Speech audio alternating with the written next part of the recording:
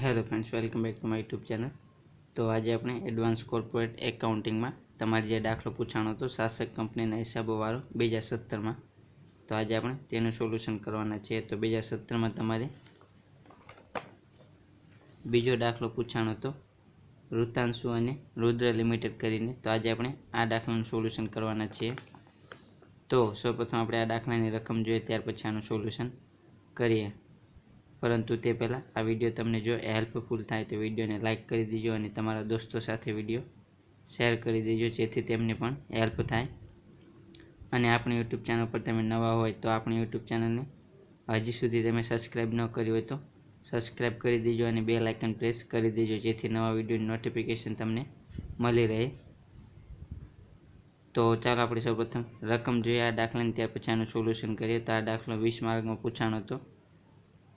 तो आपने आ रकम में आपेलू है कि तारीख 31/12/2016 रोज ऋतांशु लिमिटेड और रुद्र लिमिटेड पाका सर्वे नीचे मुजब आपेला है। तो पाका सर्वे आपेला है ऋतांशु और रुद्र लिमिटेड। तो सर्वप्रथम આપણે મૂડી દેવા સાઈડ જોઈએ તો આપણને શેર મૂડી આપેલી છે ઋતાંશુ લિમિટેડની 2 લાખ અને રુદ્ર લિમિટેડની 50,000। તો તેમાં ₹10 એક એવા 5 ભરાયેલા છે। ત્યાર પછી આપણને નફા નુકસાન ખાતાની શરૂની બાકી આપેલી છે 1/1/16ની। ઋતાંશુ લિમિટેડની 5,000 છે અને રુદ્ર લિમિટેડની 2,000। ત્યાર પછી વર્ષ 2016નો આપણને નફો આપેલો છે ઋતાંશુ લિમિટેડનો 20,000 અને રુદ્ર લિમિટેડનો 8,000। ત્યાર પછી આપણે મિલકત લેણા સાઈડ જોઈએ તો આપણને મશીનરી આપેલી છે ઋતાંશુ લિમિટેડની 1,25,000 અને રુદ્ર લિમિટેડની 47,500।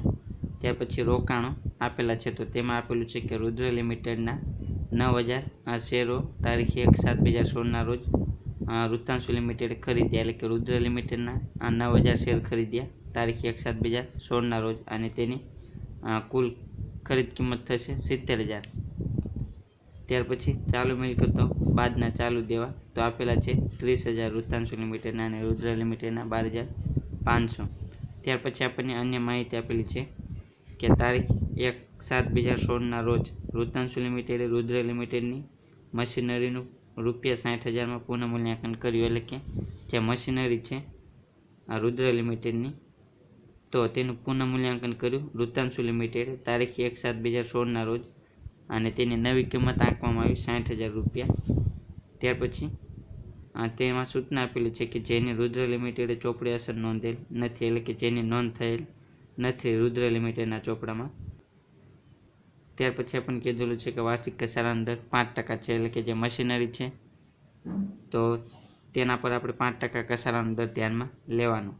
ત્યાર પછી આપણને કીધેલું છે કે તારીખ 31/12/2016ના રોજ પૂરા થતા વર્ષનું એકત્રિત પાકું સરવૈયું બનાવો। તો આપણે આટલી વિગતને આધારે એકત્રિત પાકું સરવૈયું તૈયાર કરવાનું છે। તો સૌપ્રથમ તો જ્યારે પણ આ રીતનો દાખલો પૂછાય ત્યારે તમારે સૌપ્રથમ તો વર્કિંગ નોટ કઈ કરવાની, તો કે શાસક કંપનીની અને ગૌણ કંપનીની। તો તેનો તમને ખ્યાલ આવી જશે કે જે કંપની શેર ખરીદતા હોય તે કંપની શાસક કંપની થશે, અને જે અન્ય કંપની છે બીજી તે ગૌણ કંપની આવશે। એટલે કે અહીં આપણે જોઈએ તો રુદ્ર લિમિટેડના શેર 9,000 શેર ખરીદ્યા, કોને ખરીદ્યા તો કે ઋતાંશુ લિમિટેડે। તો ઋતાંશુ લિમિટેડ ખરીદનાર, તો ખરીદનાર કોણ થશે તો કે શાસક કંપની, અને જે કંપનીના શેર ખરીદતા હોય એટલે કે રુદ્ર લિમિટેડના શેર ખરીદે તો રુદ્ર લિમિટેડ શું બનશે તો કે ગૌણ કંપની। તો સૌપ્રથમ તો તમારે તે વર્કિંગ નોટ કરવાની।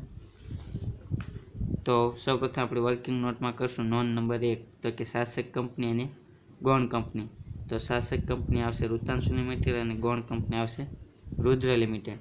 તો સૌપ્રથમ તમારે દરેક દાખલામાં આ રીતે વર્કિંગ નોટ કરવાની। ત્યાર પછી બીજી નોંધ આવશે હિસાબી સમયગાળો। તો હિસાબી સમયગાળો એટલે કે આપણું જે વર્ષ છે તેનો સમયગાળો કેટલો, તો આપણને આપેલું છે કે તારીખ 31/12/2016ના રોજ પૂરું થાય વર્ષ, બરોબર। તો શરૂ ક્યારથી થશે તો કે 1/1/2016થી શરૂ થશે અને પૂરું થશે 31/12/2016ના રોજ। તો અહીં આપણો સમયગાળો આવશે કે 1/1/2016થી લઈ અને 31/12/2016ના રોજ વર્ષ પૂરું થાય, તો તે આપણો હિસાબી સમયગાળો ગણાશે। તો હિસાબી સમયગાળામાં આવશે 1/1/2016થી લઈ અને 31/12/2016। ત્યાર પછી જે તારીખે શેર ખરીદ્યા હોય તે તારીખ આપણે ધ્યાનમાં લેવાની। તો રુદ્ર લિમિટેડના 9,000 શેર ખરીદ્યા કઈ તારીખે તો કે 1/7/2016ના રોજ, તો કે 1/7/2016ના રોજ શેર ખરીદ્યા, તો શેર ખરીદ્યા તારીખ આવશે 1/7/2016। ત્યાર પછી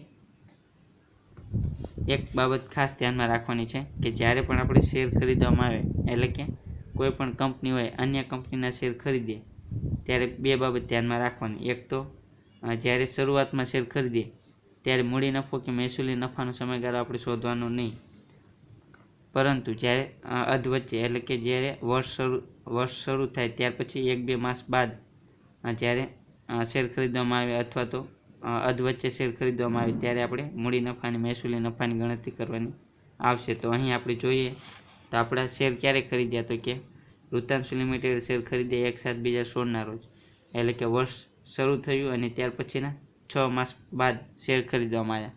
તો અહીં આપણે મૂડી નફો અને મહેસૂલી નફાની ગણતરી એટલે કે મૂડી નફાનો સમયગાળો અને મહેસૂલી નફાનો સમયગાળો આપણે ગણવાનો થશે. અહીં જો 1/7/2016ની જગ્યાએ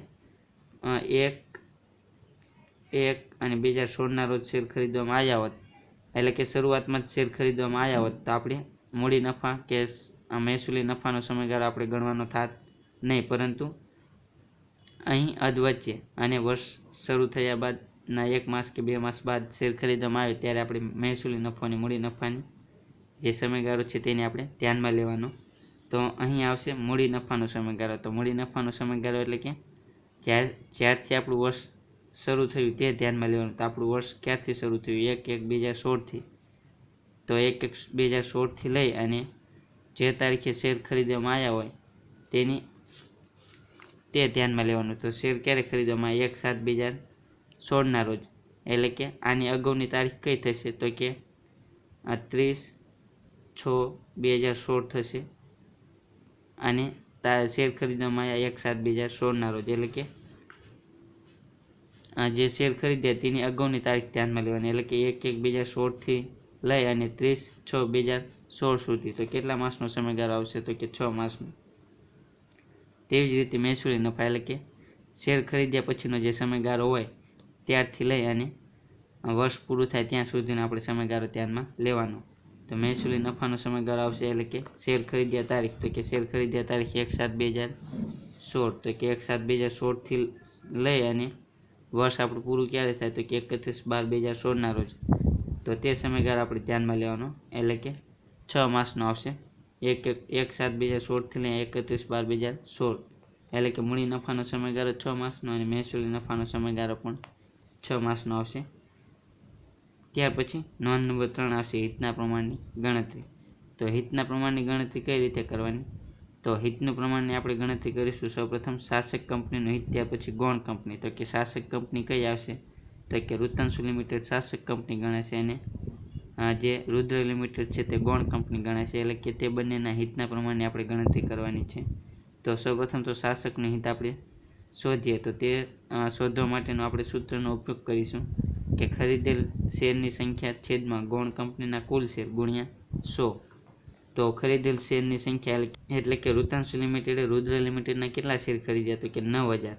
તો આવશે 9000 શેરની સંખ્યા, ખરીદેલ શેરની સંખ્યા 9000 છેદમાં ગૌણ કંપનીના કુલ શેર. ગૌણ કંપની એટલે કે રુદ્ર લિમિટેડ થશે. તો રુદ્ર લિમિટેડની આપણે શેર મૂડી ધ્યાનમાં લઈશું. તો રુદ્ર લિમિટેડની શેર મૂડી કેટલી? 50000ની છે અને ₹10નો એક એવા 5 રૂપિયા ભરાયેલા છે, એટલે કે ભરપાઈ થયેલા છે. તો બાકીના 5 રૂપિયા વચ્ચે તો આપણે ધ્યાનમાં લેવાનું કે 50,000 છેદમાં 5 રૂપિયા, તો આપણને મળશે 10,000. તો આ 10,000 થશે શેરની સંખ્યા, એટલે કે રુદ્ર લિમિટેડના શેર કેટલા આવશે? કુલ 10,000. તો 10,000 આવશે રુદ્ર લિમિટેડના શેર અને ગુણ્યા 100, એટલે કે આપણને મળશે હિતનું પ્રમાણ 90%, એટલે કે શાસકનું હિત કેટલું છે? 90%. અને ગૌણ કંપનીનું હિત કેટલું છે? તો બાકી રહેલ શેરની સંખ્યા છેદમાં ગૌણ કંપનીના શેર કુલ શેર ગુણ્યા 100. તો બાકી રહેલ શેરની સંખ્યા એટલે કે રુદ્ર લિમિટેડના કુલ શેર કેટલા? 10,000. તો 10,000માંથી વૃત્તાંશુ લિમિટેડ કેટલા શેર ખરીદ્યા? 9,000. તો બાકીના કેટલા વધશે? તો કે 1,000. તો કે બાકી રહેલ શેરની સંખ્યા 1,000 આવશે છેદમાં ગૌણ કંપનીના કુલ શેર 10,000 ગુણ્યા 100, તો આપણને મળશે 10%. તો શાસક કંપનીનું હિત થશે 90% અને ગૌણ કંપનીનું હિત આવશે 10%. તો આ સૂત્રની મદદથી તમે હિતના પ્રમાણની ગણતરી કરશો તો તમને સરળતા રહેશે. સૌપ્રથમ તો ગમે તે દાખલાની ગણતરી તમે કરો શાસક કંપનીના હિસાબોમાં, તો સૌપ્રથમ તો આ 3 વર્કિંગ નોટ તો તમારે ફરજિયાત કરવાની. શાસક કંપનીનું અને ગૌણ કંપની, ત્યાર પછી હિસાબી સમયગાળો અને ત્રીજું હિતના પ્રમાણની ગણતરી. ત્યાર પછી આપણને જો દાખલામાં જે વિગત આપી હોય તે પ્રમાણે આપણે વર્કિંગ નોટ કરવાની આવશે। તો આપણને દાખલામાં કીધેલું છે કે તારીખ 1/7/2016ના રોજ વૃત્તાંશુ લિમિટેડે રુદ્ર લિમિટેડની જે મશીનરી છે તેનું પુનઃ મૂલ્યાંકન કર્યું, તો તેની નવી કિંમત કેટલી આંકવામાં આવી? 60,000। એટલે કે આ મશીનરી છે રુદ્ર લિમિટેડની કેટલી છે પાકા સરવાળામાં? તો કે 47,500 અને તેની તારીખ 1/7/2016ના રોજ કેટલી કિંમત આંકવામાં આવી? તો કે 60,000। તો વધારો થયો એટલે કે આ મશીનરીની કિંમત 47,500 છે અને અહીં નવી કિંમત 60,000 આંકવામાં આવી, એટલે કે આ મશીનરીની કિંમતમાં વધારો થયો। તો આપણે તેની ગણતરી કરવાની, એટલે કે આ જે મશીનરીની કિંમત અથવા તો જે મિલકત છે તો તેમાં થયેલ વધારાની ગણતરી, તો આપણે તેની ગણતરી કરવાની।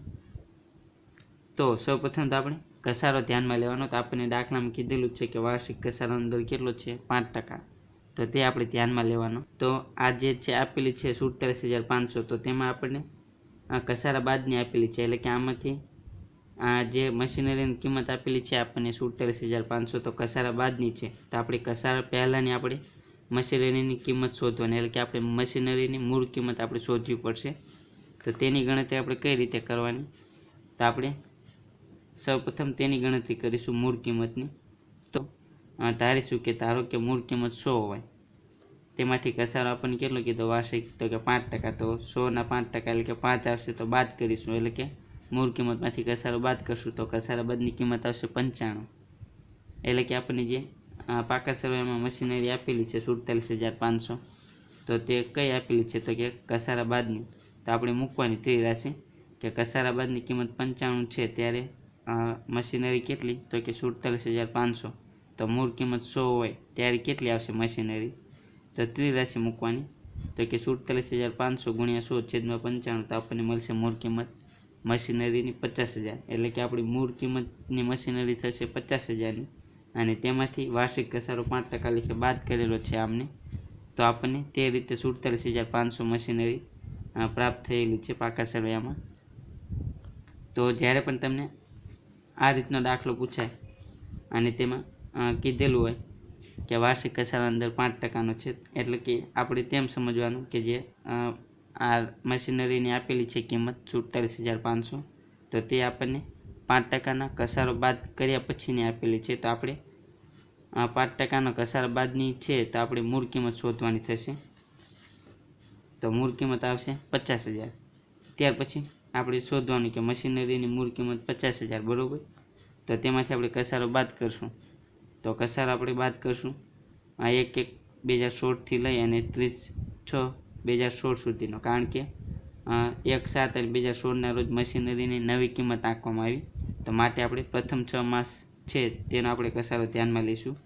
તો મૂળ કિંમત કેટલી? 50,000 અને વાર્ષિક ઘસારાનો દર કેટલો? 5%, એટલે કે 50,000 ગુણ્યા 5% ગુણ્યા 6 માસ, એટલે કે 6/12, તો આપણને મળશે ઘસારો 1250નો, એટલે કે 50,000માંથી 1250 બાદ કરીશું તો આપણને મળશે 48,750। તો આ થશે ઘસારા બાદની કિંમત। ત્યાર પછી આપણે તેમાંથી જે નવી મશીનરીની કિંમત આંકવામાં આવી 60,000 તે ધ્યાનમાં લઈશું, એટલે કે તે બાદ કરીશું। તો ઘસારા બાદની કિંમત આપણને પ્રાપ્ત થઈ, તેમાંથી આપણે નવી મશીનરીની કિંમત બાદ કરીશું। તો નવી મશીનરીની કિંમત આપેલી છે 60,000, તો 48,750 માઇનસ 60,000 તો કેટલા વધશે? તો કે 11,250, એટલે કે જે ઘસારા બાદની કિંમત છે 48,750, તેની કરતાં જે નવી કિંમત છે આપણે મશીનરીની 60,000 તે કેવી છે? વધારે। તો કે કેટલી વધારે છે? તો કે 11,250। તો શું થયું મિલકતમાં? તો કે મિલકતમાં વધારો થયો, કેટલાનો? તો કે 11,250નો। તો મિલકતમાં વધારો થાય તો આપણે મૂડી નફામાં શું કરી દેવાનું? ઉમેરી દેવાનું। આપણે આગળ મૂડી નફાની ગણતરી કરવાની આવશે ત્યારે આપણે આ જે મિલકતનો જે વધારો થયો 11,250નો તે આપણે ઉમેરી દેવાનો। તો આ રીતે આપણે ગણતરી કરવાની। ત્યાર પછી આપણે ઘસારાની પણ ગણતરી કરવાની, એટલે કે ઘસારામાં થયેલ વધારાની ગણતરી કરવાની, કારણ કે આપણે જે વાર્ષિક ઘસારો 5% છે તે મૂળ કિંમત હતી 50,000 તેના પણ ગણેલો હતો। તો હવે આપણે જે નવી કિંમત આંકવામાં આવી 60,000 તેના પર આપણે ઘસારો ગણીશું, એટલે કે ઘસારાની આપણે ગણતરી કરવાની થશે। તો ઘસારામાં થયેલ વધારાની ગણતરી, તો મશીનરી પર જૂનો ઘસારો, એટલે કે આ જે મશીનરી છે આપણી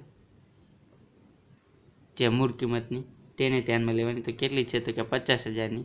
તો અને વાર્ષિક ઘસારાનો દર કેટલો 5%. અને પ્રથમ 6 માસની ધ્યાનમાં લેવાની, કારણ કે જે નવી મશીનરીની કિંમત છે ક્યારથી નક્કી કરવામાં આવી 1/7/2016થી. તો 1/1/2016થી લઈ અને 30/6/2016 સુધીની આપણે ધ્યાનમાં લેવાની સમયગાળો, એટલે કે 6 માસનો સમયગાળો ધ્યાનમાં લેવાનો.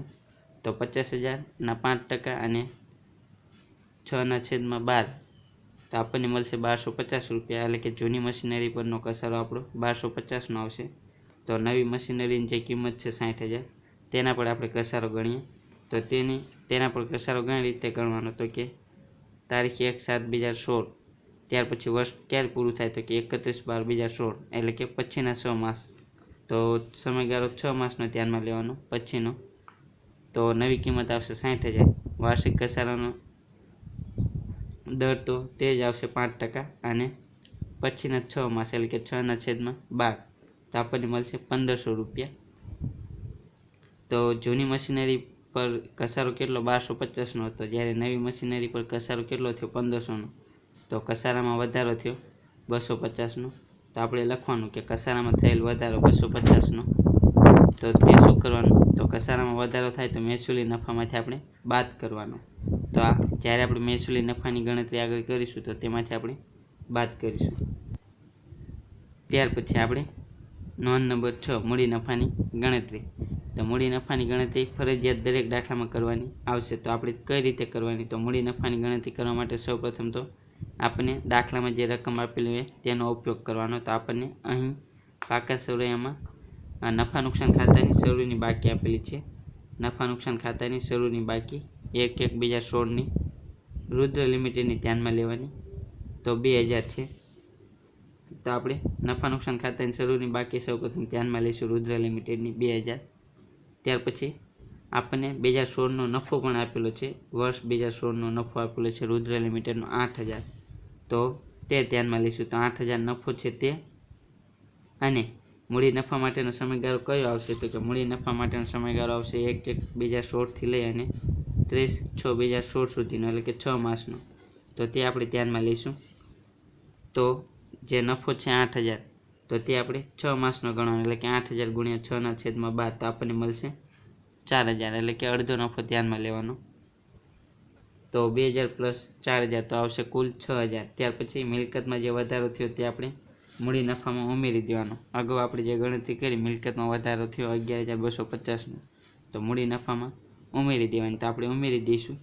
તો મિલકતમાં થયેલ વધારો 11,250, એટલે કે 6,000 પ્લસ 11,250, તો આપણને મળશે મૂડી નફો 17,250નો. તો આ રીતે મૂડી નફાની ગણતરી કરવાની. ત્યાર પછી મહેસૂલી નફાની ગણતરી. તો મહેસૂલી નફાની ગણતરી કરવા માટે આપણે સૌપ્રથમ તો આપણને જે પાકા સરવૈયામાં 2016નો જે નફો આપેલો તે ધ્યાનમાં લઈશું. તો વર્ષ 2016નો નફો રુદ્ર લિમિટેડનો 8,000, તો તે ધ્યાનમાં લેવાનું. ત્યાર પછી મહેસૂલી નફાનો સમયગાળો તો કેટલો છે, તો મહેસૂલી નફાનો સમયગાળો તારીખ 1/7/2016થી લઈ અને 31/12/2016 સુધીનો, એટલે કે 6 માસનો. તો 8,000 નફો ગુણ્યા 6/12, તો 4,000 આવશે, એટલે કે અડધો નફો આપણે ધ્યાનમાં લેવાનો.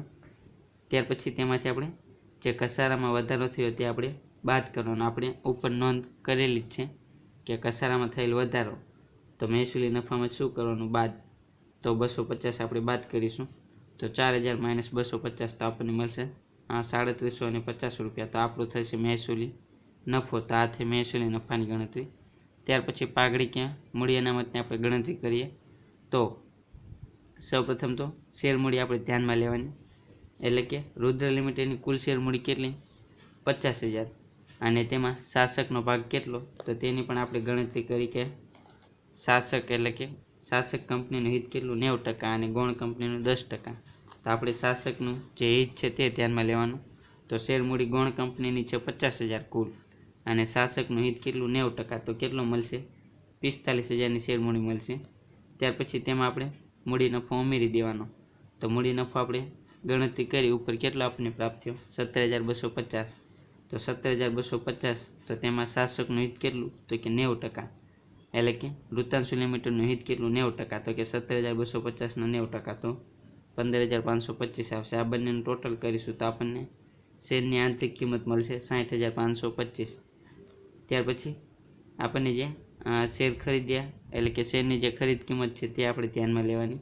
તો વૃત્તાંશુ લિમિટેડે રુદ્ર લિમિટેડના શેર ખરીદ્યા કેટલા, તો કે 70,000 થશે કુલ કિંમત એની।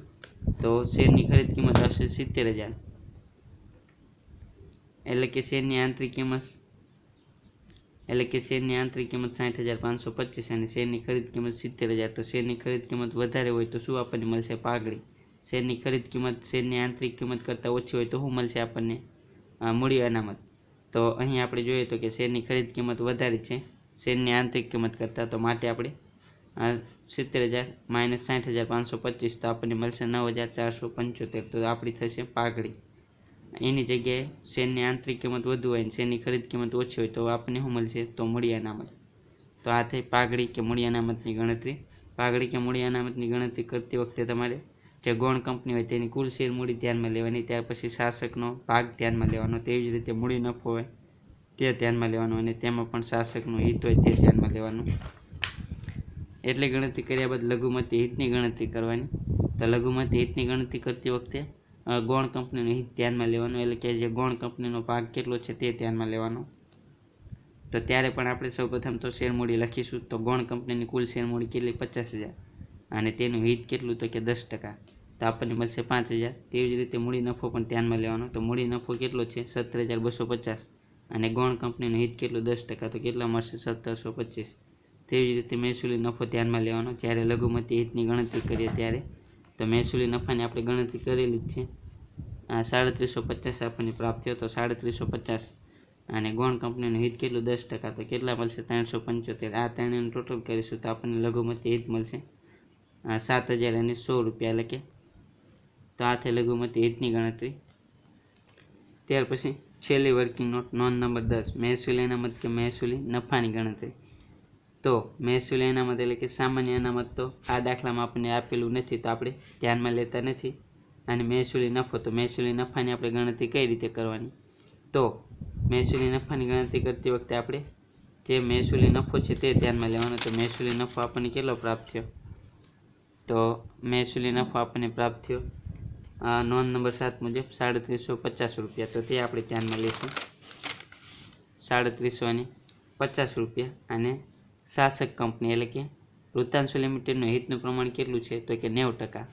તો 90% કરીશું એટલે કે 3,350ના 90%। તો આપણને કેટલું મળશે? 3,375 રૂપિયા મળશે। તો આ થશે આપણે મહેસૂલી નફો। ત્યાર પછી આટલી ગણતરી કર્યા પછી આપણે એકત્રિત પાકું સરવૈયું તૈયાર કરવાનું। તો કે તારીખ 31/12/2016 રોજ પૂરા થતા વર્ષનું વૃત્તાંશુ અને રુદ્ર લિમિટેડનું એકત્રિત પાકું સરવૈયું। તો વિગત, નોંધ નંબર અને રકમ રૂપિયા। તો સૌપ્રથમ આપણે જવાબદારીઓ ધ્યાનમાં લેવાની। તો જવાબદારીઓમાં સૌપ્રથમ શેર હોલ્ડરના ભંડોળ આવશે, તેમાં આવશે શેર મૂડી। તો શેર મૂડીમાં કઈ શેર મૂડી ધ્યાનમાં લેવાની? તો કે જે શાસક કંપની હોય તેની શેર મૂડી ધ્યાનમાં લેવાની પાકું સરવૈયું બનાવતી વખતે। તો વૃત્તાંશુ લિમિટેડની શેર મૂડી કેટલી? કુલ 2 લાખ। તો તે ધ્યાનમાં લેવાની 2 લાખ। ત્યાર પછી અનામત અને વધારો। તો અનામત અને વધારામાં જે અનામત છે તે ધ્યાનમાં લેવાની। તો નફા નુકસાન ખાતાની આપણને સૌપ્રથમ તો શરૂઆતની બાકી આપેલી છે દાખલામાં, તો સૌપ્રથમ આપણે તે ધ્યાનમાં લેવાની। તો નફા નુકસાન ખાતાની શરૂની બાકી 5,000। તો સૌપ્રથમ આપણે તે ધ્યાનમાં લઈશું। ત્યાર પછી જે આપણને નફો આપેલો છે 2016નો નફો 20,000 વૃત્તાંશુ લિમિટેડનો, તો તે પણ આપણે ધ્યાનમાં લેવાનો એટલે કે પ્લસ કરવાનો। તો કુલ થશે 25,000। ત્યાર પછી તેમાં રુદ્ર લિમિટેડનો નફો આપણે જે ગણતરી કરી તે ધ્યાનમાં લેવાનું। તો નોંધ નંબર 10 મુજબ એટલે કે જે મહેસૂલી નફાની આપણે ગણતરી કરી તો કેટલો આપણને પ્રાપ્ત થયો? 3,375 રૂપિયા। તો તે ધ્યાનમાં લેવાનું એટલે કે 3,375 નોંધ નંબર 10 મુજબ। તો 25,000 પ્લસ 3,375 એટલે કે 28,375 મળશે। ત્યાર પછી લઘુમતી હિત। તો લઘુમતી હિતની આપણે ગણતરી કરી તે જ આવશે નોંધ નંબર 9 મુજબ। તો નોંધ નંબર 9માં આપણે લઘુમતી હિતની ગણતરી કરી 7,100 રૂપિયા। તો તે આપણે ધ્યાનમાં લેવાનું એટલે કે નોંધ નંબર 9 મુજબ લઘુમતી હિત 7,100 રૂપિયા। ત્યાર પછી બિન ચાલુ દેવા આપણને દાખલામાં આપેલા નથી અને ચાલુ દેવા પણ આપેલા નથી, તો આપણે ડેશ કરી દઈશું, ત્યાર પછી આનો ટોટલ કરીશું તો આપણને કુલ જવાબદારી મળશે 2,35,475. તેવી જ રીતે આપણે મિલકતોમાં ધ્યાનમાં લઈશું. તો મિલકતોમાં સૌપ્રથમ આપણે ધ્યાનમાં લઈશું બિનચાલુ મિલકતો. તો તેમાં આવશે દ્રશ્ય મિલકત, અદ્રશ્ય મિલકત. તો દ્રશ્ય મિલકતમાં આપણને પાકા સરવાળામાં આપેલી છે મશીનરી, તો તે ધ્યાનમાં લઈશું.